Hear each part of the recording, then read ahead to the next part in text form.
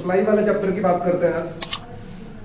Supply का मतलब होता है जो ओवरऑल अवेलेबिलिटी है गुड्स की मार्केट में, यानी कोई भी गुड्स मार्केट में जितना अवेलेबल है उसको हम सप्लाई या फिर पूर्ति कहेंगे। जैसे आप किसी दुकान में जाते हो और आपको दिख रहा है कि एक 11th की जो बुक है इकोनॉमिक्स की वो 10 अवेलेबल है।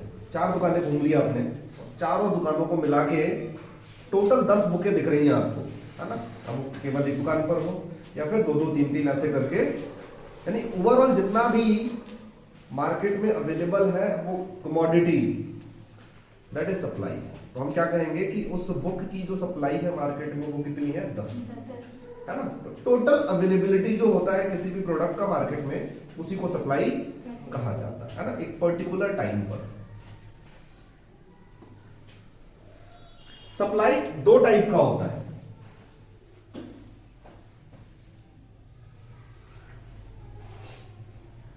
इंडिविजुअल, जिसको व्यक्तिगत कहा जाता है हिंदी में, और market supply. Individual supply and market supply.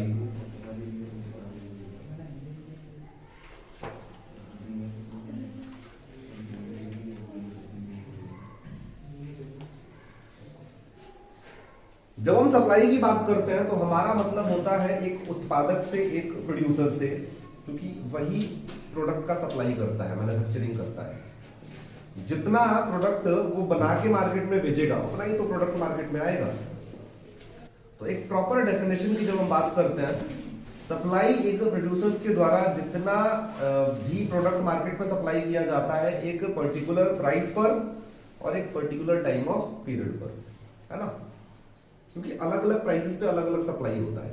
Suppose कर लो अगर किताब 100 रुपए की बिक रही है तो हो सकता है प्रोड्यूसर्स केवल 10 ही बनाए, लेकिन अगर वो प्राइस 200 रुपए का हो जाएगा, बुक का प्राइस 200 रुपए हो जाएगा, वो और ज्यादा बनाना शुरू कर देगा। ज्यादा प्राइसेस का मतलब ज्यादा प्रॉफिट होगा उसको, है ना। तो अलग अलग प्राइसेस पे अलग अलग सप्लाई किया जाता है। सप्लाई 2 टाइप का होता है, इंडिविजुअल सप्लाई और मार्केट सप्लाई, व्यक्तिगत पूर्ति और बाजार पूर्ति। जब हम इंडिविजुअल सप्लाई की बात करते हैं तो हम केवल एक उत्पादक की बात कर रहे हैं, एक प्रोड्यूसर की बात कर रहे हैं, है ना। एक प्रोड्यूसर एक पर्टिकुलर प्राइस पर एक कमोडिटी की कितनी यूनिट को सप्लाई कर रहा है, कितनी यूनिट को बना रहा है। लेकिन जब मार्केट सप्लाई की हम बात करते हैं तो यहां पर हम बताते हैं कि एक मार्केट में जितने भी उत्पादक हैं, जितने भी प्रोड्यूसर हैं, वो टोटल ओवरऑल कितना सप्लाई कर रहे हैं प्रोडक्ट का। अब कोई भी बुक होती है उसके अलग अलग राइटर होते हैं। जब हम किसी एक राइटर की बात कर रहे हैं तो इसका मतलब वो एक राइटर कितने यूनिट का सप्लाई या प्रोडक्शन कर रहा है। लेकिन जब मार्केट सप्लाई की हम बात कर रहे हैं तो हम बात कर रहे हैं कि जो इकोनॉमिक्स की बुक है वो पूरे सप्लायर मिलके कितना यूनिट सप्लाई कर रहे हैं पूरे मार्केट में, है ना। अब मैंने आपको बताया कि अलग अलग प्राइसेस पे अलग अलग सप्लाई होता है। जैसे मैं यहां पे लिख दूं प्राइस एंड क्वांटिटी सप्लाई। 10 रुपए प्राइस पे सपोज करते हैं 100 यूनिट का सप्लाई होता है। 20 रुपए प्राइस पर 200 यूनिट का, 30 पे 300 यूनिट का, 40 पे 400 यूनिट का। प्राइस और सप्लाई में डायरेक्ट रिलेशन होता है। जैसे जैसे प्राइस बढ़ता है वैसे वैसे प्रोडक्ट का मार्केट में सप्लाई भी बढ़ता जाता है। प्राइस क्यों बढ़ता है? जब डिमांड बढ़ती है, क्योंकि प्रोडक्ट की डिमांड हो रही है मार्केट में, है ना। और जब डिमांड होगी तो उस डिमांड को पूरा हर सप्लायर करना चाहेगा, वो ज्यादा ज्यादा बेचना चाहेगा। तो जैसे जैसे प्राइस बढ़ता है ना, जो सप्लायर होते हैं वो अपनी क्वांटिटी गुड्स का जो सप्लाई है वो मार्केट में बढ़ा देते हैं, क्योंकि ज्यादा बेचेगा, प्राइस भी बढ़ रहा है और ज्यादा प्राइस पे ज्यादा बेचेंगे तो ज्यादा प्रॉफिट होगा। इसलिए दोनों में डायरेक्ट रिलेशन कहा जाता है। तो यहां पर हम केवल एक सप्लायर की बात कर रहे हैं कि जो एक सप्लायर है वो 10 रुपए पर 100 यूनिट को प्रोड्यूस कर रहा है, सप्लाई कर रहा है। 20 यूनिट पर 200 यूनिट, 30 पे 300 यूनिट, 40 पे। ये एक इंडिविजुअल सप्लायर का बिहेवियर देख रहे हैं। सप्लायर का बिहेवियर अलग अलग हो सकता है, अलग अलग सप्लायर का। जैसे मार्केट में सपोज कर लेते हैं 3 सप्लायर है,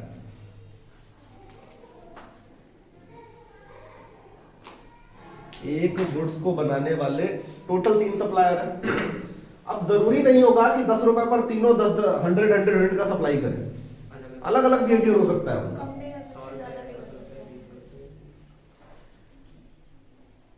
तो अगर मैं कहूं कि x का बिहेवियर तो यही है 100, 200, 300 एंड 400, 10 रुपए पे 100 यूनिट को सप्लाई करेगा वो। y की जब मैं बात करता हूं तो ये 150, 200, 250 और 300, इसका बिहेवियर अलग हो सकता है। इसकी जब हम बात करते हैं तो 50, 100, 150 एंड 200 है ना। अलग अलग प्राइसेस पे अलग अलग प्रोड्यूसर का बिहेवियर होता है ना। हमें क्या देखना है कि इस एक प्रोडक्ट है जिसके मार्केट में टोटल 3 सप्लायर है, 3 उत्पादक है, 3 मैन्युफैक्चरर है, अलग अलग नामों से जाना जाता है।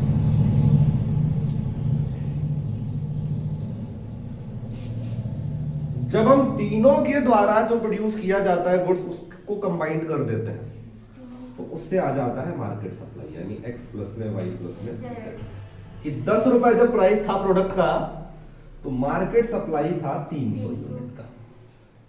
पूरे मार्केट में 10 रुपए पर कितने यूनिट अवेलेबल था? पूरे मार्केट में 300 यूनिट अवेलेबल था।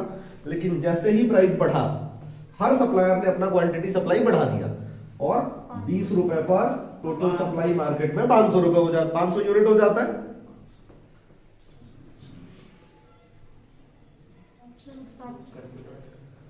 30 रुपए पे 700 यूनिट और 40 रुपए पे 900 यूनिट।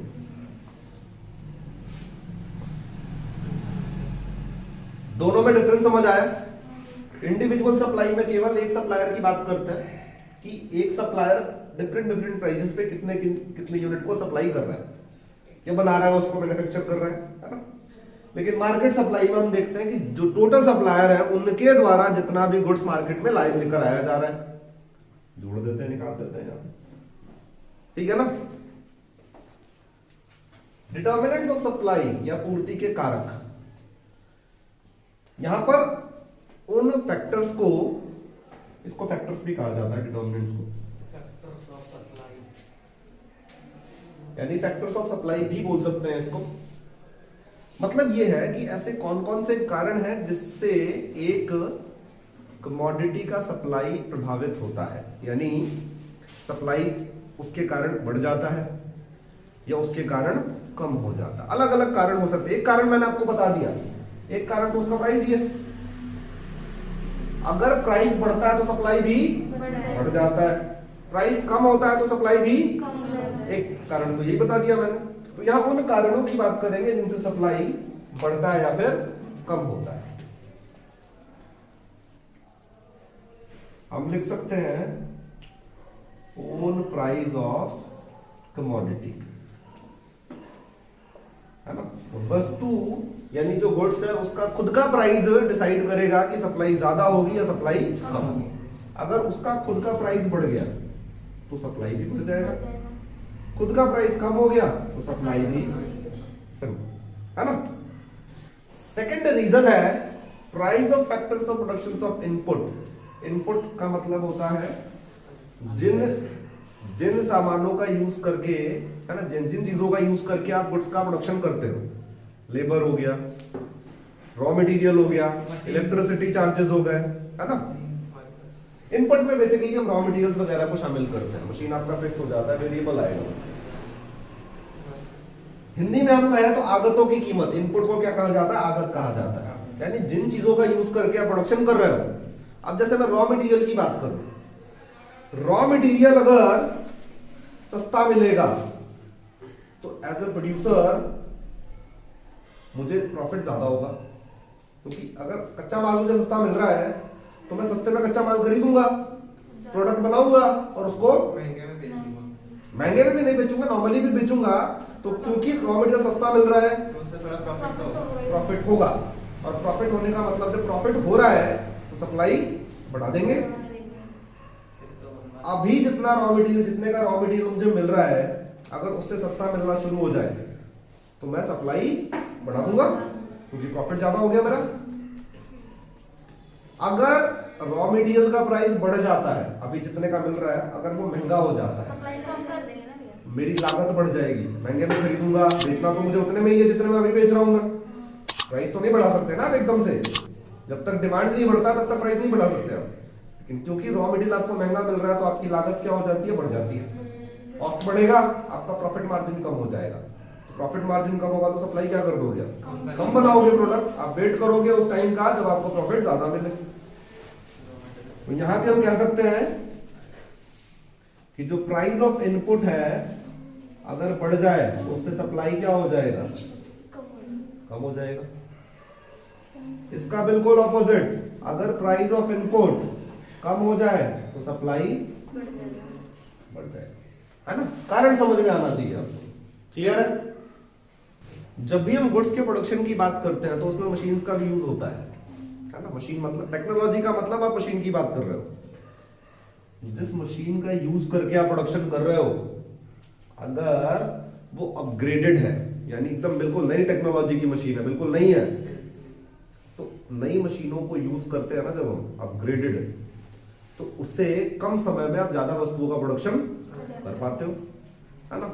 और उससे लागत भी कम आती है आपकी, है ना। क्योंकि नई कोई भी नया सामान आप खरीद के ले आओ, इलेक्ट्रिकल की बात करूं मैं अगर, तो नया जब होता है ना तो इलेक्ट्रिसिटी कम कंज्यूम करता है वो।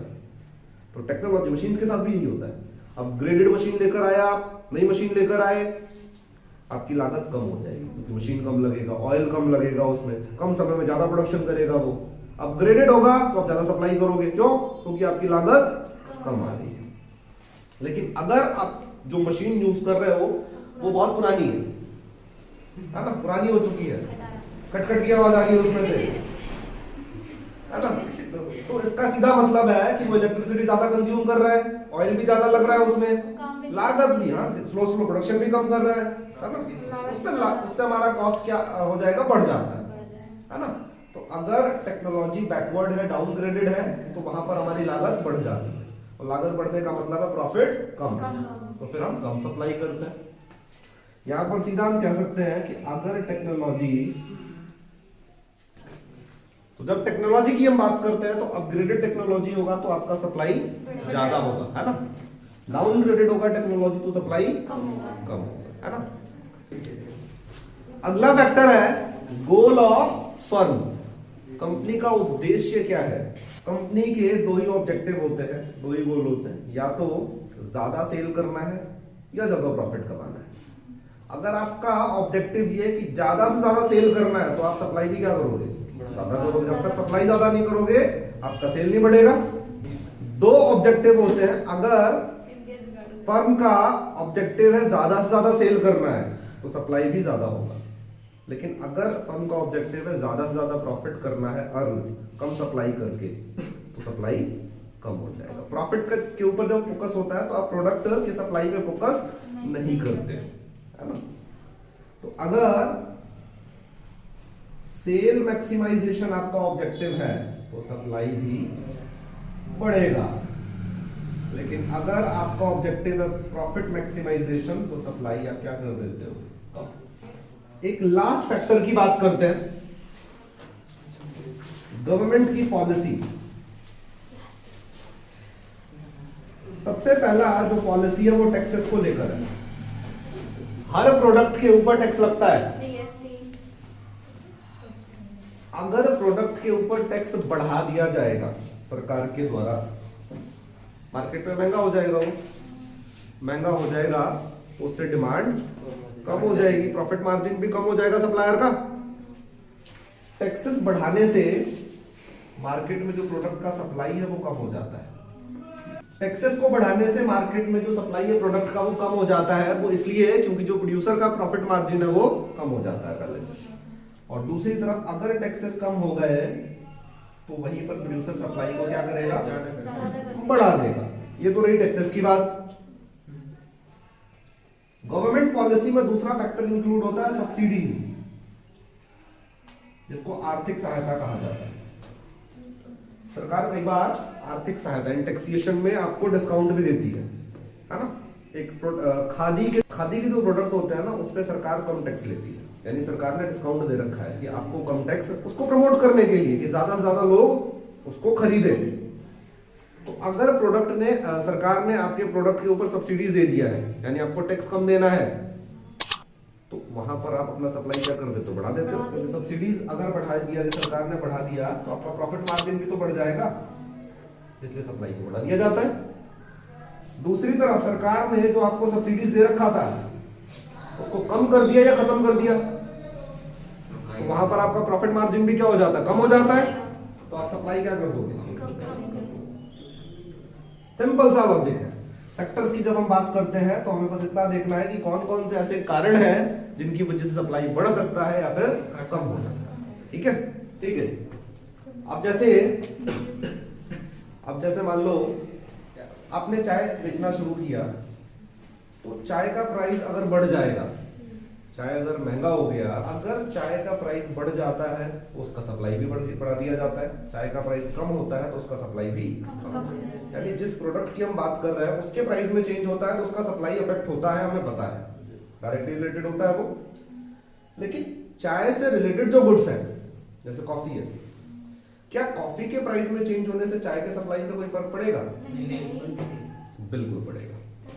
चाय भी 5 रुपए कप था, कॉफी भी 5 रुपए कप था, लेकिन अगर कॉफी 10 रुपए कप हो गया तो आपके चाय के सप्लाई पे क्या फर्क पड़ेगा? चाय का सप्लाई कम हो जाएगा। क्यों? क्योंकि अब आपको कॉफी ज्यादा प्रॉफिटेबल नजर आ रहा है, आप चाय छोड़ के कॉफी बेचना शुरू कर दोगे। As a supplier, as a producer आप क्या कर सकते हो, अगर आप जो प्रोडक्ट बेच रहे हो उससे रिलेटेड जो प्रोडक्ट है वो महंगा हो गया तो आपको समझ आ जाता है तो जो अदर गुड्स का प्राइस है उसमें चेंज होने से जिस प्रोडक्ट की हम बात कर रहे हैं उसका सप्लाई भी इफेक्ट होता है।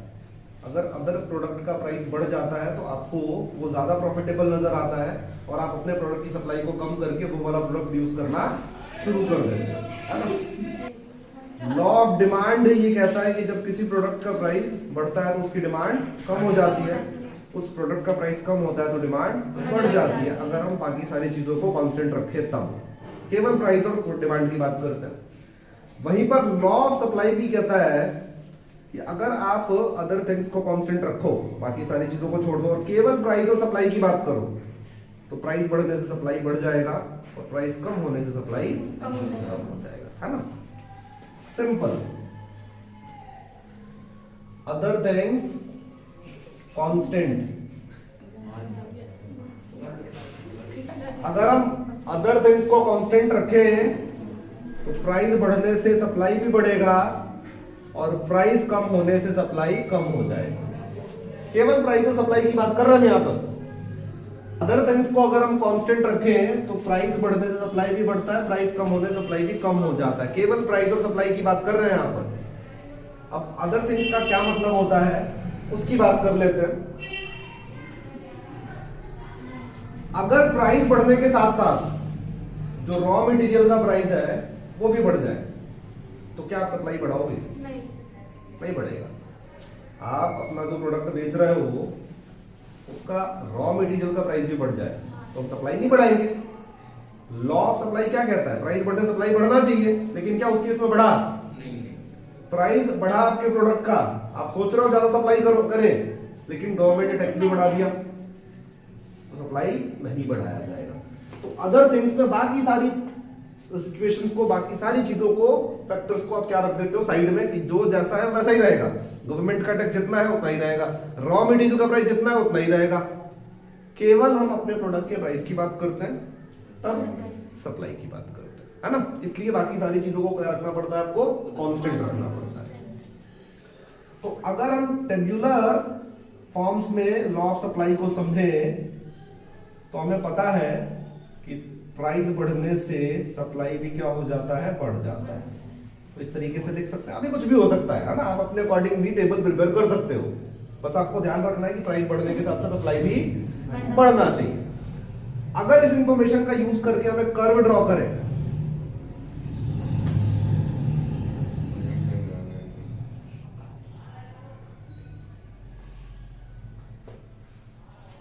तो y एक्सिस पे प्राइस को लिखा जाता है और x एक्सिस पे क्वांटिटी सप्लाइड को।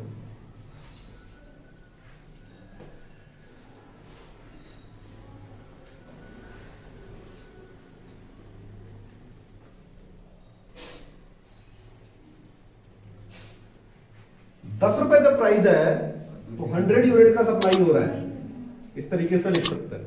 ग्राफ बनाते। ₹20 प्राइस होता है तो 200 यूनिट प्रोड्यूस होता है, ₹30 पर 300 यूनिट प्रोड्यूस होता है और ₹40 पर 400 यूनिट प्रोड्यूस होता है।